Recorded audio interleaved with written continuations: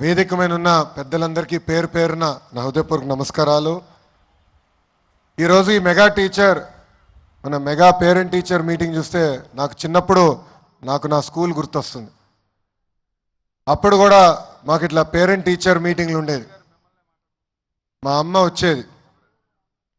అప్పటికే గౌరవ ముఖ్యమంత్రి గారు రాష్ట్రానికి టీచర్, అందుకే ఆయన ఎప్పుడు రాలేదు. బహుశా ఇది మొదటిసారి అనుకుంటా గౌరవ ముఖ్యమంత్రి గారు పేరెంట్ టీచర్ మీటింగ్ వస్తాం. మీ ప్రోత్సాహంతో సార్ ఈరోజు ఆంధ్ర రాష్ట్రంలో మొత్తంలో చూస్తే సంక్రాంతి పండుగ ముందు వచ్చిన వాతావరణం ఈరోజు ఉంది. పిల్లల్లో నాకు దేవుడు కనిపిస్తారు. నేను ఎప్పుడూ పిల్లలను చూస్తే నాకు మా అబ్బాయి దేవాంశ్ గుర్తొస్తాడు. అందుకే నాకు ఎంత పని ఒత్తిడున్నా పాదయాత్రలో కూడా కొంచెం ఆలస్యంగా నడుస్తుంది కార్యక్రమం అనుకున్న పిల్లలు వస్తే మటుకు ఆగేవాడిని, వాళ్ళతో మాట్లాడేవాడిని, వాళ్ళతో ఆడుకునేవాడిని. పిల్లల భవిష్యత్తు బంగారంలాగా తయారు చేసే అవకాశం నాకు ఇచ్చిన గౌరవ ముఖ్యమంత్రి గారికి ఈ సభాముఖంగా నా హృదయపూర్వక ధన్యవాదాలు తెలుపుకుంటున్నాను. అమ్మ నాన్న జన్మిస్తే విద్యా విలువలు ఉపాధ్యాయులు నేర్పిస్తారు. లీడర్ అయినా, ఆఫీసర్ అయినా, రాజకీయ నాయకుడైనా, లాయర్ అయినా అందరూ ఉపాధ్యాయుల దగ్గరనే చదువుకున్నవారు. Education as a tool for social change అని మహాత్మా గాంధీ గారు చెప్పారు. అది బలంగా నమ్మే వ్యక్తి గౌరవ ముఖ్యమంత్రి చంద్రబాబు నాయుడు గారు. చంద్రబాబు నాయుడు గారు నాకు విద్యాశాఖ అందించినప్పుడు చాలా స్పష్టంగా చెప్పారు. ఆంధ్ర రాష్ట్రమే భారతదేశానికి ఒక ఆదర్శంగా, అంటే ఒక మోడల్గా నిలబడాలని ఆదేశాలు జారీ చేశారు. ఈరోజు ఈ మెగా పీటీఎం అనేది తొలి అడుగు. ఈ మెగా పీటీఎం ద్వారా ఉపాధ్యాయులు, విద్యార్థులు, తల్లిదండ్రులు, పాత విద్యార్థులు అందరి మధ్యలో ఒక బంధం ఏర్పడే అవకాశం. ప్రభుత్వ విద్యా వ్యవస్థ బాగుపడాలంటే మనందరం దాంట్లో భాగస్వామ్యం అవ్వాలి.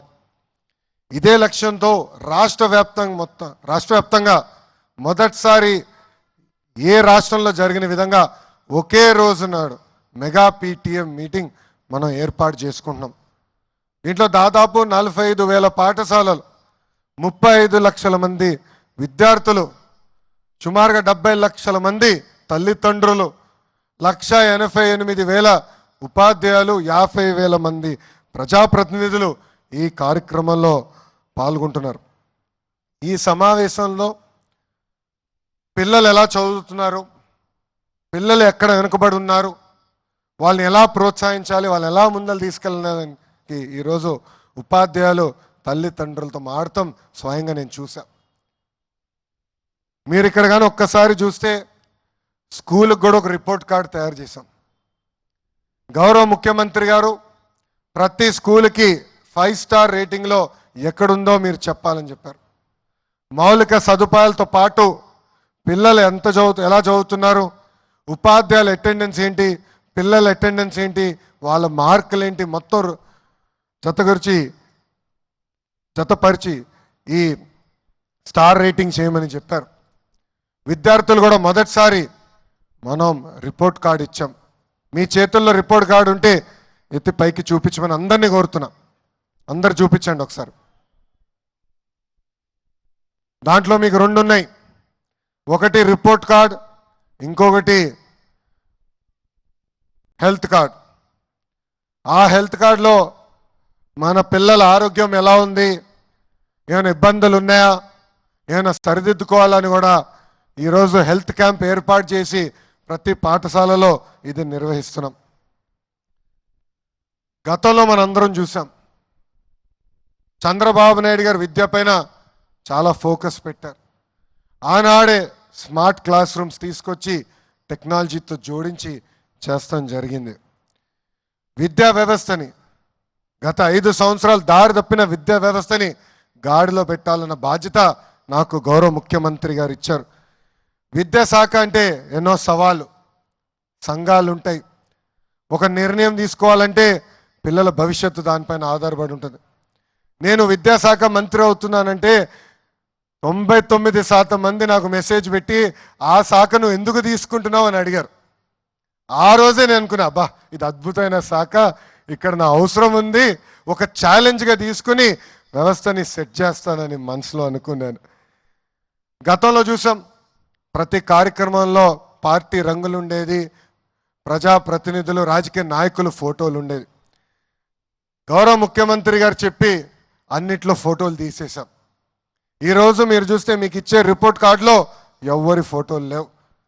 రాబోయే సంవత్సరం ఇచ్చే పుస్తకాల్లో రాజకీయ నాయకుల ఫోటోలు ఉండవు, పార్టీ రంగులు ఉండవు. అంతేకాదు, పాఠశాలలో ఏమైనా సంక్షేమ కార్యక్రమాలు చేయాలంటే పెద్దల పేరు పెడతాం జరిగింది. దాంట్లో భాగంగా డాక్టర్ సర్వేపల్లి రాధాకృష్ణ గారి పేరుతో స్టూడెంట్ కిట్లు ఇస్తున్నాం. ఇంకో పక్కన డొక్క సీతమ్మ గారి పేరుతో మధ్యాహ్న భోజనం కూడా మన ప్రభుత్వం ఈరోజు అందిస్తుంది. ఇంకా మన ప్రభుత్వం కూడా ఒక నిర్ణయం తీసుకుంది, ఉపాధ్యాయులు చదువులు చెప్పాలి, అది వాళ్ళకున్న ఏకైక బాధ్యత. అంతేగాని మరుగుదొడ్లు ఫోటోలు తీస్తాం, భోజనాల దగ్గర ఫోటో తీస్తాం, ఇవన్నీ ఆపేసేయమని నేను ఇప్పటికీ అధికారులు కూడా ఆదేశాలు జారీ చేస్తాం జరిగింది. అంతేకాదు, మన ప్రభుత్వం ఏర్పడిన వెంటనే 16,300 ఉపాధ్యాయుల పోస్టులు భర్తీ చేసడానికి మెగా డిఎస్సి కూడా ప్రకటించాం. వచ్చే 6 నెలల్లో ఆ ప్రక్రియ కూడా పూర్తి చేస్తాము. ఉపాధ్యాయుల పిల్లలకు అందించే బాధ్యత కూడా మన ప్రభుత్వం తీసుకుంటుందని ఈ సభాముఖంగా హామీ ఇస్తున్నాం. ఇంకా Andhra model of school education మనం రూపొందించుకుంటున్నాం. పిల్లలు కాదు, పిడగలను తయారు చేసే బాధ్యత మీ లోకేష్ తీసుకుంటాడని ఈ సభాముఖంగా రాష్ట్ర వ్యాప్తంగా ఉన్న తల్లిదండ్రులందరికీ నేను హామీ ఇస్తున్నా. కేజీ నుంచి పీజీ వరకు కరికులంని బలోపేతం చేస్తున్నాం. చదువుతో పాటు నైతిక విలువలు చాలా చాలా అవసరం. ఈరోజు నేను కొన్ని విషయాలు చెప్పాలనుకుంటున్నా. మనం మాట్లాడుతూ గాజులు తొడుక్కున్నావా అంటారు. లేదంటే ఇంట్లో ఎవరైనా ఏడుస్తుంటే అమ్మాయిలాగా ఏడవద్దు అంటారు. అది కరెక్ట్ కాదు. అది ఎప్పుడు చెప్పినా నాకు చాలా బాధ కలుగుతుంది. సమాజంలో మార్పు రావాలంటే మన ఇంటి నుంచే ఆ మార్పు మొదలవుతుంది. అందుకే పుస్తకాల్లో కూడా మహిళల్ని గౌరవిస్తాం కానివ్వండి, ఇంటి పనులు కూడా సమానంగా ఇద్దరు చేయాలనేది పుస్తకాల్లో పెట్టబోతున్నాం. వచ్చే సంవత్సరం నుంచి అది కూడా చేస్తున్నాం. ఇంతేకాకుండా ఆడ మగ సమానం అనేది పిల్లలకి పాఠశాలల్లోనే నేర్పిస్తామని ఈ సభాముఖంగా తల్లిదండ్రులందరికీ నేను హామీ ఇస్తున్నా. ఇప్పుడే గౌరవ ముఖ్యమంత్రి గారు చెప్పినట్లు పిల్లల్లో నైతిక విలువలు చాలా చాలా అవసరం. ఇది అనేక సార్లు గౌరవ ముఖ్యమంత్రి గారు నాకు చెప్తాం జరిగింది. ఇప్పుడే పెద్దలు చెప్పినట్లు నేను అమెరికాలో చదివా, స్టాన్ఫర్డ్లో ఎంబీఏ చేశా. చాలామంది అడిగారు, స్టాన్ఫర్డ్లో మీరు ఎంబీఏ చేశారు, మీరు ఏం నేర్చుకున్నారని. వాళ్ళకి ఒకటే చెప్పా, పుస్తకాలన్నీ చదివాం, కేస్ స్టడీస్ చేసాం, అన్నీ నేర్చుకున్నా. అది కాకుండా నాలో మార్పు తీసుకొచ్చిన ఒక ఘటన ఉంది. మొదటిసారి నేను వెళ్ళక్కడ పరీక్షలు రాయాల్సిన సమయంకి వెళ్తే ఉపాధ్యాయులు వచ్చి పేపర్లని టేబుల్ మీద పెట్టారు. క్వశ్చన్ పేపర్ టేబుల్ పైన పెట్టి మమ్మల్ని అందరినీ పక్క అంటే ఒకే కుర్చీ కాదు, ఒక కుర్చీలో కూర్చొని పక్క కుర్చీ ఖాళీ పెట్టి ఇంకొక కుర్చీలో కూర్చోండి అని చెప్పారు. కూర్చున్న తర్వాత ఆయన అందరికీ పేపర్లు ఇచ్చి ఇంకా మీరు ఎగ్జామ్ రాయండి అని చెప్పి ఆయన వెళ్ళిపోయారు. క్లాస్ నుంచి వెళ్ళిపోయారు. స్టాన్ఫర్డ్లో ఆనర్ కోడ్ అని ఉంది. నేను కాపీ చేయను, పక్కోడు కాపీ చేస్తే రిపోర్ట్ చేస్తానని. సుమారుగా ఒక 30 ఎగ్జామ్లు రాసుంటా, 30 పరీక్షలు. ఎక్కడ ఒక్క టీచర్ కానీ ఇన్విజిలేటర్ లేరు. అందుకే అంటున్నా, సమాజంలో నైతిక విలువలు చాలా చాలా అవసరం. ప్రత్యేకంగా పిల్లల నుంచే ప్రారంభం అవ్వాలి. దీనికోసం గౌరవ ముఖ్యమంత్రి గారు సలహాదారులుగా చాగంటి కోటేశ్వరరావు గారిని నియమించారు. వారి డైరెక్షన్లో ప్రత్యేక పాఠాలు కూడా త్వరలో రూపొందిస్తున్నాం. దీంట్లో భాగంగా లైఫ్ స్కిల్స్, సివిక్ అవేర్నెస్, ఆటలు పాటలతో పాటు పిల్లల్ని చదివించే బాధ్యత మేము తీసుకుంటున్నాం. ఇంకా విద్యార్థులు సామర్థ్యాన్ని పరీక్షించేదానికి, తెలుసుకునేదానికి డిజిటల్ క్లాస్ రూమ్స్, కేవలం ఏదో టీవీ పెడతాం కాదు, టెక్నాలజీతో జోడించి డిజిటల్ క్లాస్ రూమ్స్ త్వరలోనే ల్యాబ్స్ కూడా ఏర్పాటు చేయబోతున్నాం. ఇంకా మీ పిల్లలు టెక్స్ట్ బుక్లో ఏం చదువుతున్నారని కాకుండా చదివింది ఎంతవరకు వాడగలుగుతున్నారు, రోజువారీలో ఎట్లా వాడగలుగుతున్నారు దానిపైన కూడా తల్లిదండ్రులకి మేము తెలియజేస్తాం. అన్ని పాఠశాలల్లో tables, leak proof class rooms, తాగునీరు, మౌలిక వసతులు కూడా అందిస్తాం. విద్యాశాఖలో ఏ నిర్ణయం తీసుకున్నా అందరితో మేము చర్చిస్తాం, ఉపాధ్యాయులతో చర్చిస్తాం. త్వరలో తల్లిదండ్రులు కూడా ఒక యాప్ ఇస్తాం. దాని ద్వారా మీ అభిప్రాయాలు కూడా తెలుసుకున్న తర్వాతనే అవి అమలు చేస్తాం. అమలు చేసే సమయంలో లోటుబాటు ఉంటే సరిదిద్దుకునేందుకు కూడా మీ ప్రభుత్వం సిద్ధంగా ఉందని ఈ సభాముఖంగా మీ అందరూ తెలుపుకుంటున్నాను. ఇంకో ముఖ్యమైన విషయం ఇప్పుడే తమ్ముడు చెప్పాడు, డ్రగ్స్ వద్దు బ్రో అని. డ్రగ్స్ గంజాయి వల్ల ఒక తరం నాశనం అవుతుంది. స్వయంగా నేను యువగలం పాదయాత్ర చేసినప్పుడు చాలా తల్లులను కలిసా. వాళ్ళు నన్ను కలిసి వాళ్ళ బాధలు చెప్పుకున్నారు. ఎవరో దారిలో పిల్లలు దారిలో నడుచుకుంటా ఇంటికి వెళ్తుంటే ఒకడు వచ్చి డ్రగ్స్ అలవాటు చేశారని. ఒక తల్లి అయితే ఆమెకి 3 కూతురున్నారు. పెద్ద కూతురిని గంజాయికి అలవాటు చేసి శారీరకంగా 30 రోజులు వాడుకున్నారు వాళ్ళు. ఆ తల్లి నాకు చెప్పింది ఇప్పుడు కూడా నాకు బాగా గుర్తుంది. అందుకే గౌరవ ముఖ్యమంత్రి గారు కోరితే క్యాబినెట్ సబ్ కమిటీ ఏర్పాటు చేశారు. ఈగల్ పేరుతో ఒక ప్రత్యేక టాస్క్ ఫోర్స్ చేశారు. ఈ డ్రగ్స్ ఎక్కడ పండిస్తున్నారో, ఎక్కడ ప్రాసెస్ చేస్తున్నారో, ఎక్కడ తయారు చేస్తున్నారో ముఖ కంఠంతో యుద్ధం మనం ప్రకటించుకున్నాం.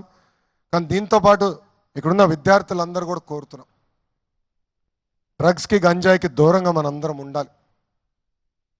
మీరందరూ సినిమా చూడాలంటే థియేటర్కి వెళ్తారు, అవునా కాదా? థియేటర్కి వెళ్తారు.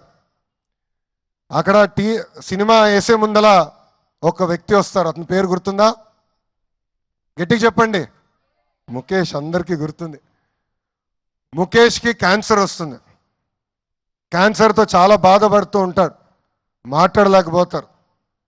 వాళ్ళ తల్లిదండ్రులు ఇబ్బంది పడుతూ ఉంటాడు, భార్య ఇబ్బంది పడుతూ ఉంటారు.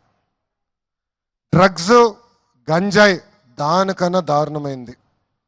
అందుకే డ్రగ్స్ వద్దు బ్రో, డోంట్ బి ముఖేష్ అని ఈ సభాముఖ విద్యార్థులందరినీ నేను కోరుతున్నా.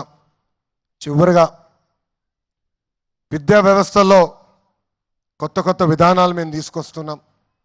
గౌరవ ముఖ్యమంత్రి గారి ఆదేశాల మేరకు రాబోయే 4 సంవత్సరాల్లో అన్ని ప్రభుత్వ పాఠశాలలను అభివృద్ధి చేయమని చెప్పారు. అన్ని పాఠశాలలో కనీసం 4 స్టార్ రేటింగ్ తీసుకురమని గౌరవ ముఖ్యమంత్రి గారు మాకు ఆదేశాలు జారీ చేశారు. తూచా తప్పకుండా అది సాధిస్తాం. కానీ అన్నీ చేయాలంటే ఉపాధ్యాయుల సహకారం నాకు చాలా అవసరం. తల్లిదండ్రుల సహకారం నాకు చాలా అవసరం. ఒక మిషన్ మోడ్లో మేము ఈ కార్యక్రమం చేపడుతున్నాం. అందుకే రాబోయే రోజుల్లో మీ అందరి ఆశీస్సులు, సహకారం నాకు లభిస్తుందని ఈ సభాముఖంగా కోరుకుంటూ, నాకు ఇంత అద్భుతమైన అవకాశం ఇచ్చిన బాపట్ల హై స్కూల్కి, అదేవిధంగా ఇక్కడున్న ఉపాధ్యాయులకి, తల్లిదండ్రులకి, అధికారులందరికీ పేరున నా హృదయపూర్వక ధన్యవాదాలు తెలుపుకుంటూ మీ అందరి దగ్గర నుంచి సెలవు తీసుకుంటున్నాను. అందరికీ నమస్కారం. జై హింద్.